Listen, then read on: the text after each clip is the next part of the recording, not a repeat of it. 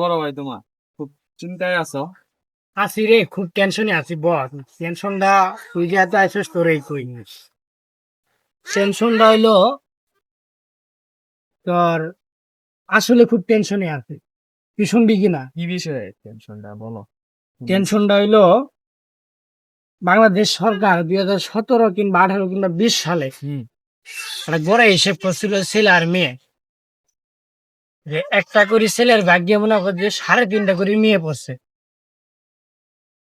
তাহলে হাদিসেও আছে, এবং যার যার হক তার তার বুঝিয়ে দেওয়া লাগবে।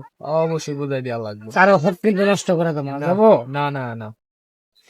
ঘটনা, আমার টেনশনটা হইলো মনে কর যে আমি একটা বিয়ে করছি। তাহলে আমি যদি একটা বিয়ে করি খাই, তাহলে আমার ভাগে আরো 2.5টা আছে না? আছে। তাহলে আমি এক বিয়ে করছি, যে আমার ভাগে যে আরো 2.5টা আছে, এই 2.5টা কেরা বুঝিয়ে দিব, এই টেনশনে আমি আর বাঁচতেছি না।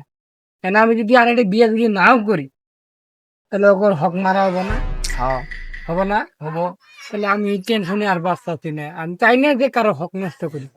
এই 2.5টা যদি তুই বুঝিয়ে দেওয়া পাবি, না তাহলে আপনারা যদি কেউ পান, তাহলে আমাকে বুঝিয়ে দিয়ে। আমি চাই না কারো হক নষ্ট করি। ঠিক আছে, আমি টেনশন আসলে মনে করেন যে একবারে কাঙ্গাল হয়ে গেলাম না। আপনারা যদি কেউ বুঝিয়ে দিয়ে পান দিয়েন।